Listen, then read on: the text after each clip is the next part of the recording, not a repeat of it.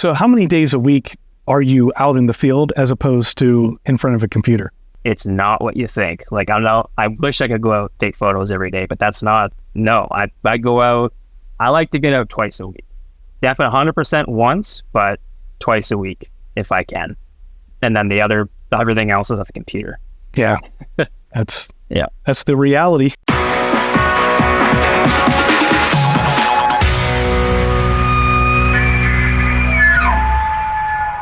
Hello, everybody. I'm Matthew Gehly. Welcome to the Wild Shutter podcast. I'm super excited to have a very fun guest with you here today. Trav in the Bush is with us. And if you don't follow him on Instagram or any of the other social media platforms, you're just not doing it right.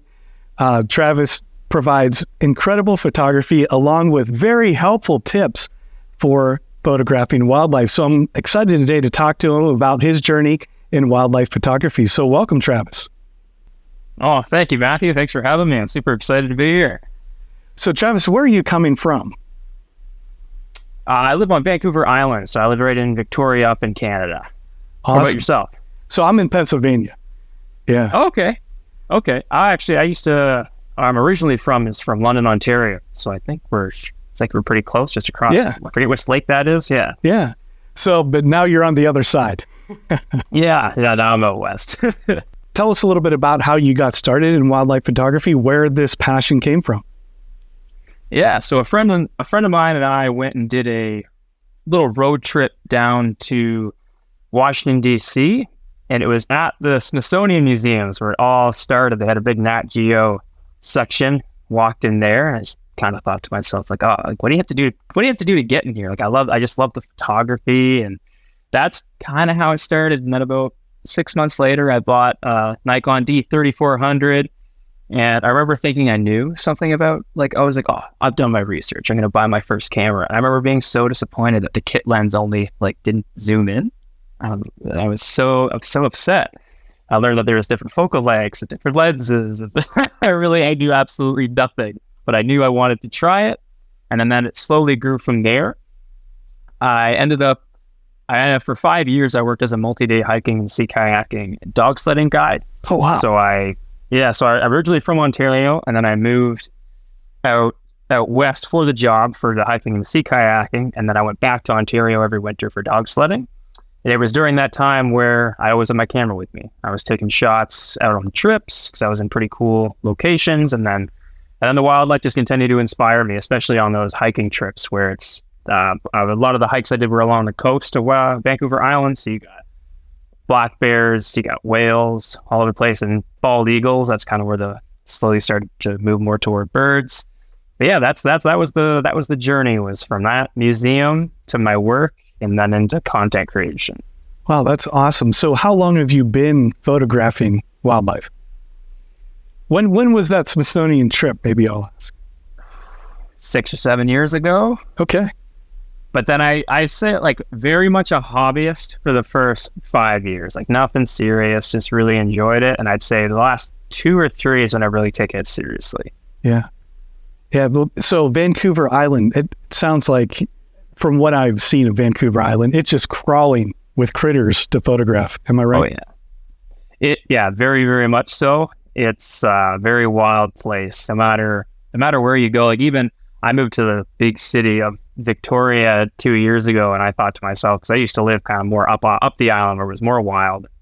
I thought, living in the city, I'm not going to have this a little down, but no. Victoria is so full of wildlife. It's crazy, especially the amount of owls that we have just at go to your local park. I was walking downtown the other day. I posted it as a story. There was a barred owl hanging out on somebody's apartment step. Wow. In the middle, at 9 o'clock at night. There is so much wildlife here. It's a beautiful, beautiful place. So downtown, are you still in the guiding profession, or are you doing something different now? No, I've gone full time with content creation. Wow. Yeah. So that's a big jump to take, isn't it?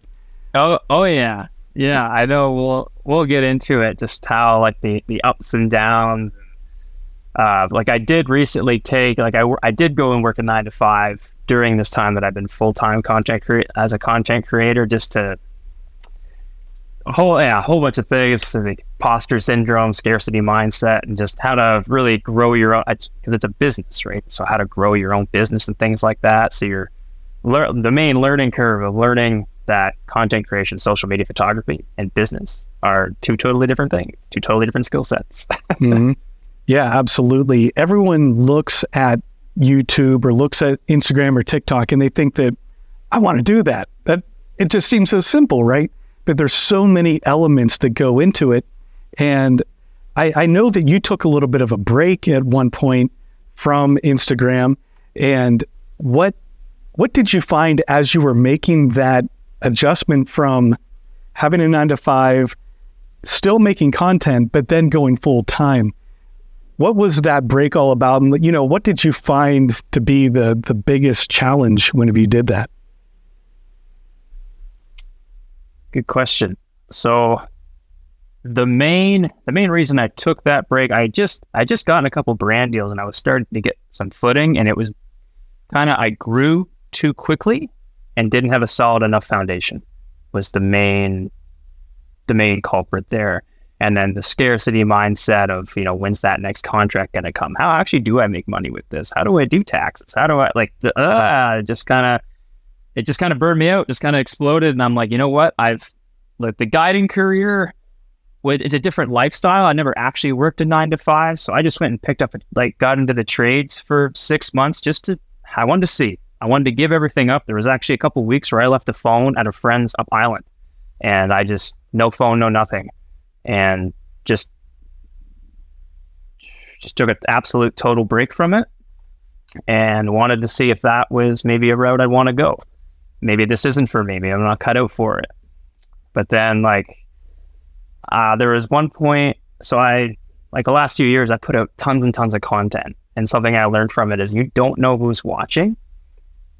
And at one point while I was going through this break where I wasn't sure what I really wanted, Nikon Canada sent me an email and wanted to meet. I was like, okay. So I did that. And then a week later, the Burda App, a birding app from the UK called Burda, contacts me a week later. And then a couple of days later, the BC Bird Trail, which is a branch of the British Columbia Tourism Board, contacts me. And I'm like, okay, if there isn't some kind of sign that's telling me that I need to go back into this, that this is this is it. This is the sign. So I rode with that. And when I was taking that time off as well, I wasn't posting and I wasn't doing so much that people could see. I was reading a lot and talking to a lot of people and learning about business. I was learning about money, how to handle finances better, where to put your money when you make it, and really building a solid foundation for myself for when I did come back. I would know what I'm actually doing. What's the whole purpose of this? What are my goals? What's the end game here? Well, that's awesome. It sounds too like you don't want to put all of your eggs in one basket either. You know, with this, I mean, the content creator economy, it's real. I mean, there are billions and billions of dollars out there. People are you hear the term nano influencer, micro influencer, and all these different terms. So this is definitely a career path. And a lot of people, maybe older, don't quite get it. But I think that diversifying yourself is a fantastic way to go about it, because you just don't know, as the economy moves in different paths, if all of your eggs are in one basket. That's probably not a great idea for someone going down this path. Yeah, no, absolutely. And that's where my kind of the scarcity mindset came from me. It was like, okay, I'm getting brand deals, but that's it. That's all I got. What if somebody hacks Instagram tomorrow? What if somebody takes my account away from me? What if 100 people band together and just press, report? It's over. Yeah. That's all it takes at the end of the day. And you don't own any of it. So that's where the scarcity for me came from. So so diversifying your income streams, that's 100% what I've been, when I took that time off, was learning all about. And so now I'm doing it full time. I left my 9-to-5 gig, and that's what this, mainly 2024, is setting all that up. I would say too, like for someone who wanted to do this kind of thing, whatever genre you're in, what's the best way to grow on a social platform? I have an answer in my mind. I wonder what your answer is. Yeah. So for me, I found the biggest success. When I niched down.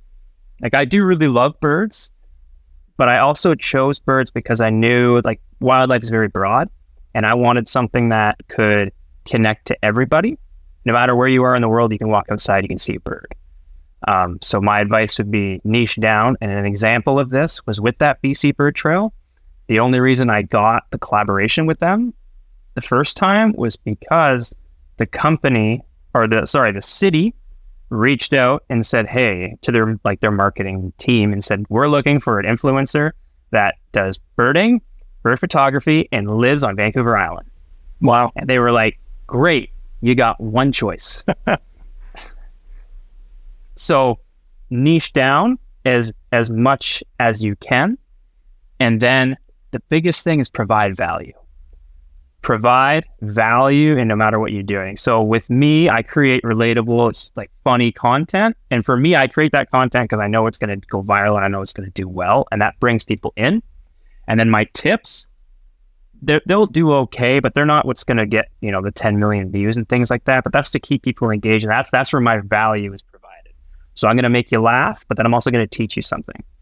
So if you want to get into it, niche down, learn how to provide value to your audience in that's up to you. And then don't listen to all these, like these, I don't know what to call them, like the Instagram, gurus. Like yes, that's it. Yeah, the Instagram gurus. Post nonstop. The algorithm didn't change yesterday. That didn't change. It's a thing that wants to be fed consistently. Don't you don't have to go crazy and burn yourself out and post every day, twice a day. Do what you can, but do that for years. Not, oh, well, I posted for 2 months straight and I did nothing happen. Keep going. And it's not if you're playing the short game trying to go viral, it's not going to work. Some folks you can, and you do see it where somebody posts the one video, gains 100,000 followers in a month. Oh my gosh, this is crazy. I had 2 videos the last 2 months. I think a combination of those 2 videos had got me, I think, 11 million views. And I think I gained, and I don't want to sound like a snob or pretentious. No, but I mean, this is what happens. I got, I think 5,000 or 6,000 followers from that, which in the grand scheme that's not a lot. Like, that's not where my followers are coming from. It's from consistency, consistently pumping it out. So yeah, you covered the 3 that I was thinking. So that's perfect. Okay. Yeah, absolutely. I think consistency is probably one of the most important, but niching down, definitely, absolutely. And providing value for, it's not enough to have an image or video that looks cool. You've got to give people a reason to come back to you. And most of it is educational, in some way or another, whether it's educational about the species or it's educational about photography. You've got to provide something that people are learning about, that they're going to be hungry for more. And so that's great. And obviously it works, but like you said, it takes time. It might take a year, it might take 5 years, but following those tips, it's not for the faint of heart. No. And you got to play that long game. Yeah. And imposter syndrome, as you've mentioned, it gets in there because it gets into your head whenever these things aren't working. Then you start to wonder, well, maybe I suck. Yep. And you start to think that, and then you run into the point where a lot of people get to that point and then they quit. But it's the people that keep pressing on that ultimately are going to have success. That's right. No, 100% agree. Yeah, that's awesome. So you mentioned the Burda App, so one of the sponsors that you're working with now. I used the app this weekend. I got on. I wanted to give it a test and see how it worked. I tell you what, it's really fun. It's a lot of fun. I know. So maybe tell the audience a little bit about the app and what you can do with it. Yeah, so the Burda app is a birding app that came out of the UK. It's almost like a family-run business type app. Just this lovely couple just wanted to create something that was fun and different and unique. It's basically Pokemon Go, Strava, and eBird had a baby. It's like a social media app for birders. Is essentially what it is, and it's like you said, it's tons of fun. You go on there. It's the Strava portion is you start it up. You do your bird walk, and then as you're walking, you're just logging all your birds, kind of like Pokemon, where you're trying to collect them all. And then it's very community based. So if you see something that you don't know, you can take a photo of it, post it on, and the whole community comes together and lets you know, like, oh, that's a northern pintail, that's a this, that's a that. And then there's little badges you can collect, so little accolades to kind of boost up your account, and it shows your lifer, like all your lifer counts and things like that. Tons of competitions. They're always giving away. Like they're giving away like free cameras, free bird feeders. They always got something going on. It's really easy to use too. There's a little plus sign whenever you find something. You hit that. You say where your location is, and very easy to type in like 2 letters, 3 letters, and the bird comes up. I had a lot of fun using it, and hopefully more people jump on to just make the community more and more vibrant. I really like too that there's the ability to find different locations too. So you can go to your area and you can find the different spots where people are seeing birds. Yeah, no. And they, they're trying they're not in competition with all the other, there's tons of other apps, and they're not in competition. They try to actually integrate. So if you have an eBird account, you can still, your lifer account on there can be brought onto Burda. So I wanted to ask you, we've used the term birder. So what is a birder compared to a wildlife photographer who photographs birds, and what do you see yourself as? Yeah, good question. So I got a good answer from this. I did a birding course. This is when I was working as a guide. I did a little birding course with a professional birder who ran his own birding company, and he said that you can never have, and this is his opinion, that you can never have birders and bird photographers on a trip together. He's like, they're totally different. As he said, birders, they want to tick. They want to boom, saw it, let's go. Boom, saw it, let's go. Whereas bird photographer, we want to sit there. We needed to land on that perch right there. We're going to sit and wait. Whereas the birders don't want to sit and wait. So then when you're got them together, conflict. One wants to go, and the other one wants to sit. So I'm definitely a bird photographer over a birder. I love photography and I love photographing birds. So I'm definitely on. My lifer count, I'm really trying with, especially with the Burda app, to get my lifers, but I want the photo. My lifer count is a good photo. If I get a good photo of the bird, then it really counts. If that's on my computer and it's looking good, I'm like, okay, I got it. But if I just see it, I don't. And that's more birding. It's like, you saw it, you got it. Moving on. So if you could get a beautiful image of a robin, that's more important than finding something really unique in terrible light, right? Yeah. Yeah. Depends. It depends. If I am traveling and it's I got this one chance to get this one really cool bird in this one area, I don't care. I'm getting the shot no matter where I can get it. So what is the one bird that you want to get a photograph of that you just haven't yet? Actually, I have. So this one, I have got a shot of it, but I haven't got the shot, and it's the southern cassowary in Australia. I want it on a beach. Oh, I got a portrait of it, and I love it, but I really want it on a beach, a nice kind of landscape view. That's my dream shot that I want hung up in my house. So that is one of the images that you shared with me. Yeah. So you found a dinosaur.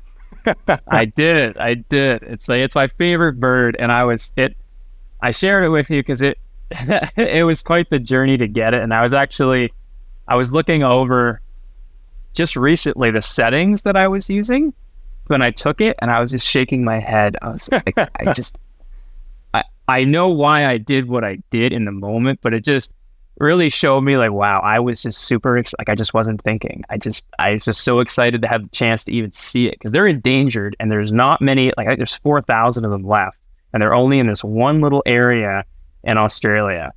Like I know a lot of Australians have never even seen one. So I just had this opportunity, and the first time I saw one, totally screwed up. I screwed up everything. It like went across the road and just all blurry shots. Because it's also, I never shot like in a real rainforest like that, where it's so dark. So that's why the second time I had the opportunity, I kept my shutter speed really low, and my ISO was really low. So like the photos are nice, like they look good, the ones that are actually sharp. But still, I got so many blurry ones, and that one that I shared with you is like that's the one that I got. I got like a few more, but that was my favorite one of the set. But I could have got so many more.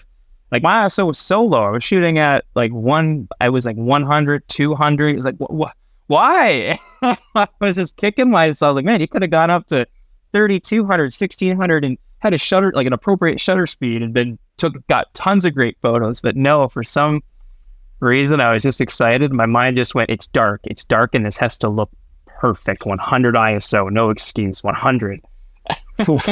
So did you have, I've talked before about having the buck shakes or the bear shakes. Did you have the cassowary shakes?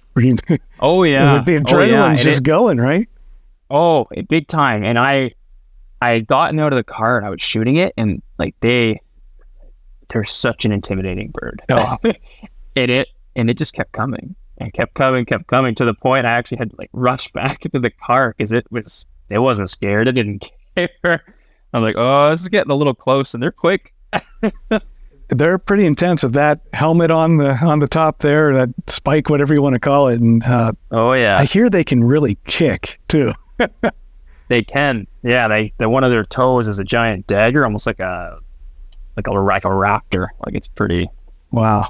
Yeah. Yeah, that's crazy. So I was like, okay, I'm going back in the car. Well, that's awesome. So I guess we can look at a couple of your other images here. There's this crazy one.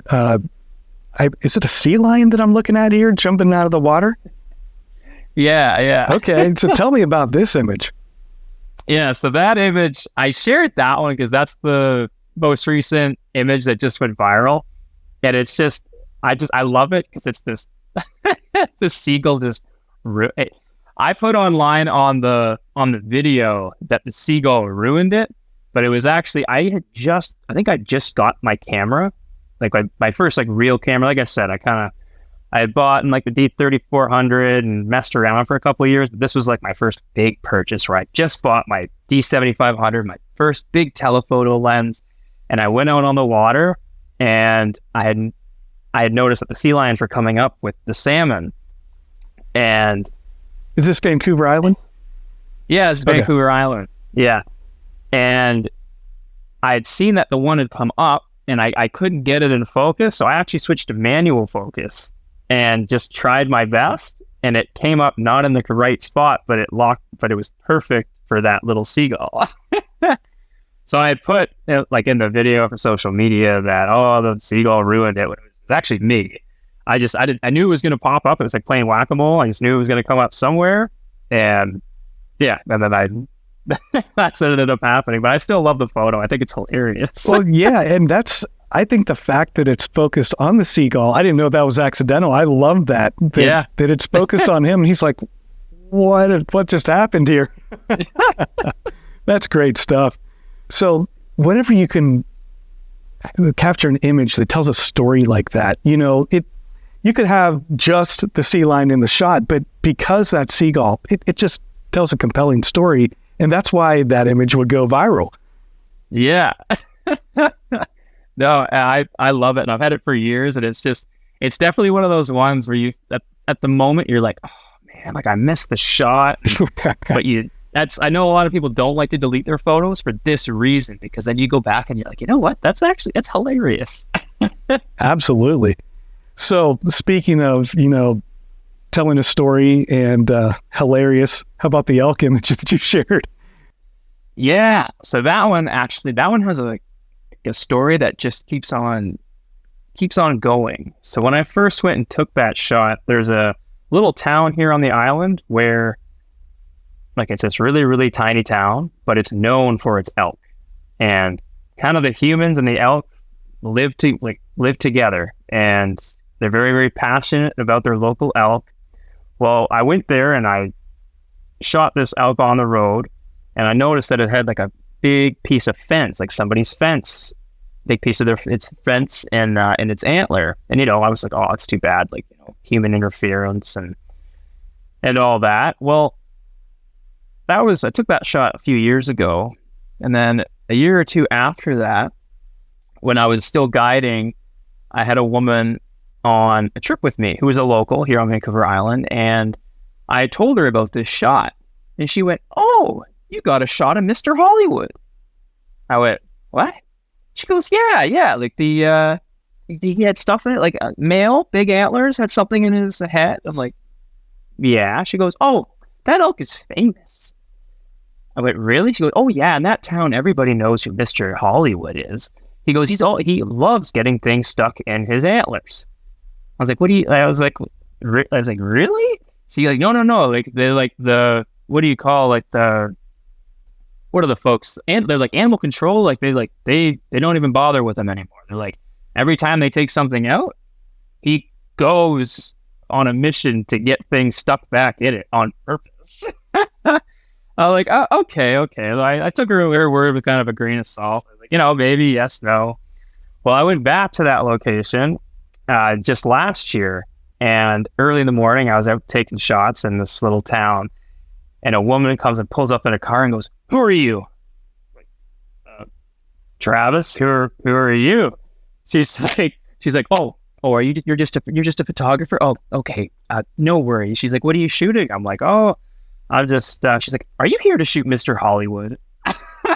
Oh, like, no, but is he around? She's like, "Oh yeah." And she went so she actually lives right in the town. She went on that they've named tons of the elk, and that one of the other photographers, she thought I was one of these other photographers on the island that was actually doing a story. I think he did a story for Canadian Geographic on this town because of the elk and human relationship.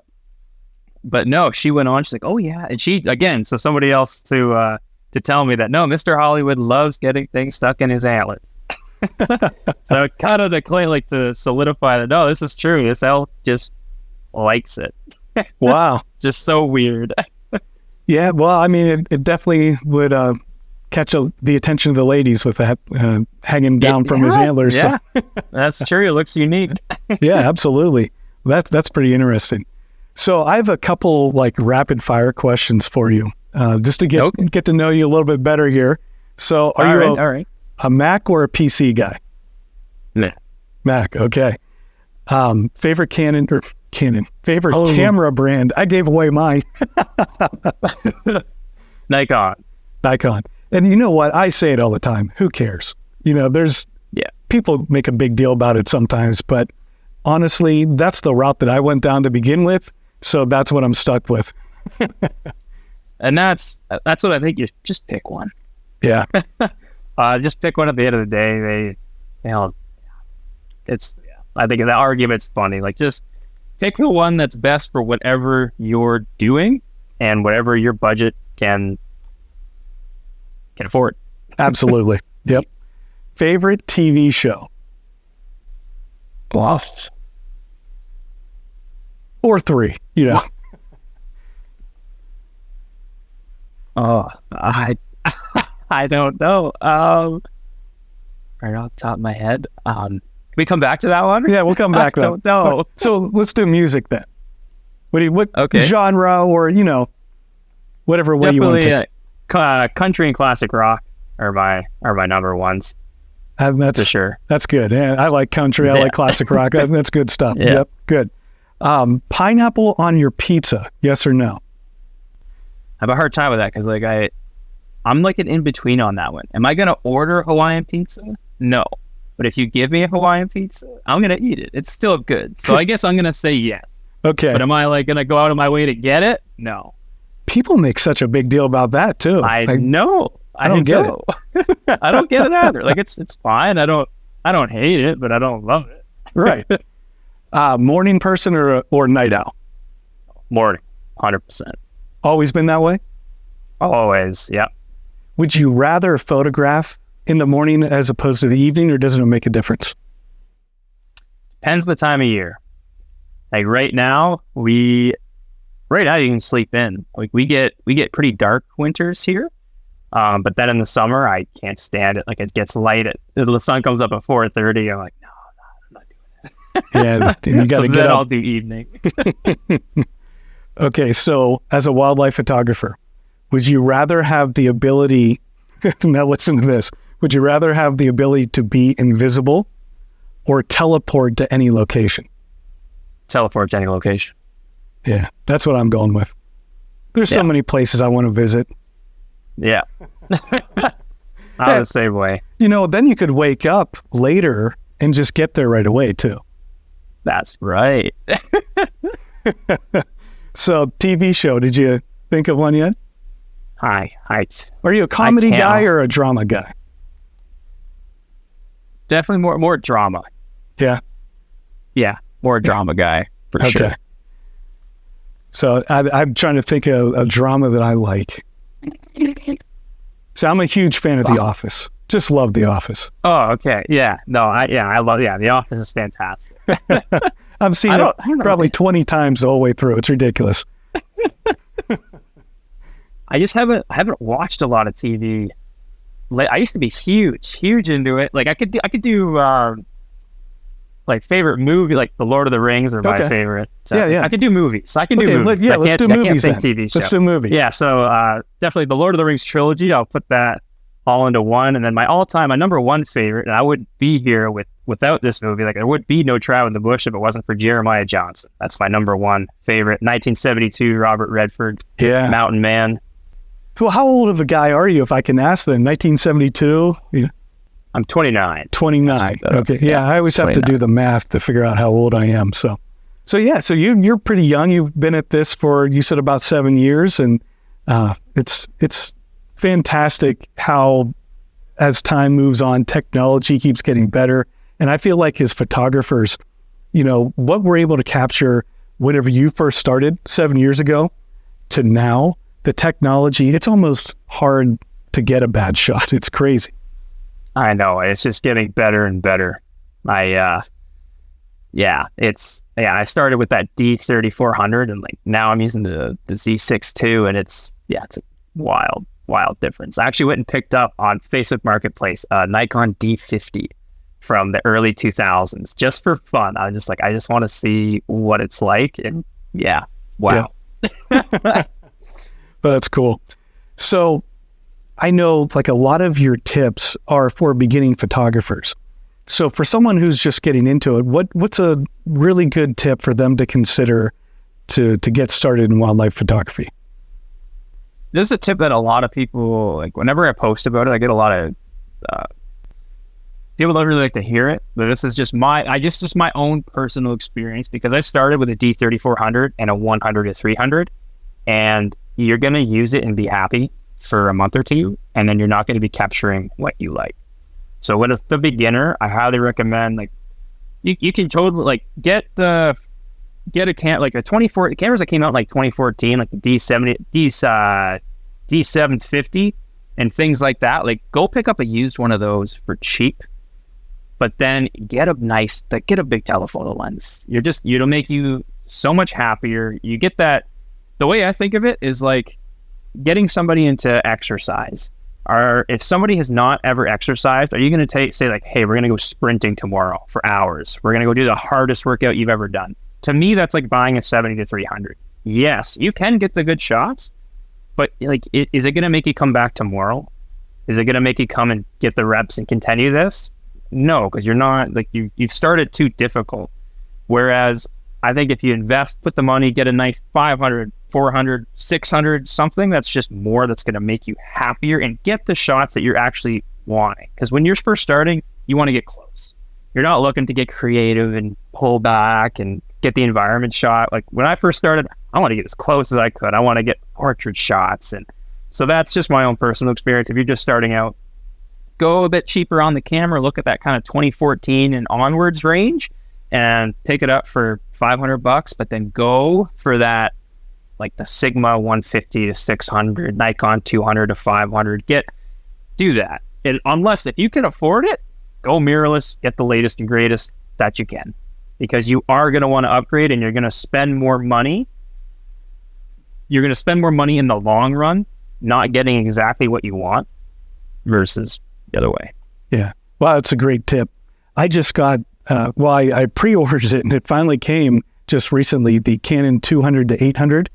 And it's so much fun. So you're absolutely right. Like if you can get a longer lens, you're going to have fun. Even if your shots aren't fantastic, you're going to feel like they are whenever you're first starting out. Like it's going to be great no matter what. And to be that close and just to be able to observe the behavior and see the detail just through your viewfinder is so much fun to be able to do. So I absolutely agree. That's a great idea. Go get as big of a lens as you can, and you'll enjoy it, and you'll probably want to be a wildlife photographer as opposed to getting frustrated and quitting. Yeah, exactly. With that 70 to 300, like nothing against it. I think I get why people recommend it. I totally get it. It's affordable. It gets you some reach, but I wasn't happy. I know I wasn't. I was like, I want to get closer. And then again, the arguments were like, well, then you learn to hide and you learn. It's like, when you're just starting out, you don't know. No, I want to just sit there and have it appear and snap away. That's right. Yeah. So what's next for Trav in the Bush? Yes.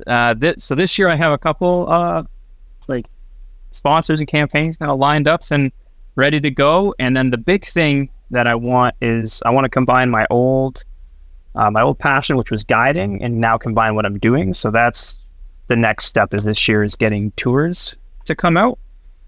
So I want to offer online coaching and then little day one-on-one tours, and I want to offer the bigger like week-long type of photography workshops and tours.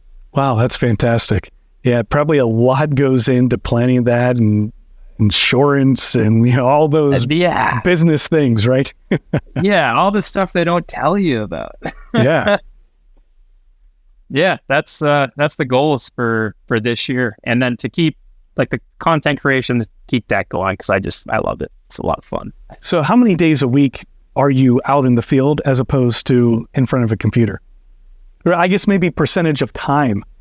Yeah, great question. It's not what you think. Like I wish I could go out and take photos every day, but that's not. No, I go out. I like to get out twice a week. Definitely 100% once, but twice a week if I can. And then everything else is at the computer.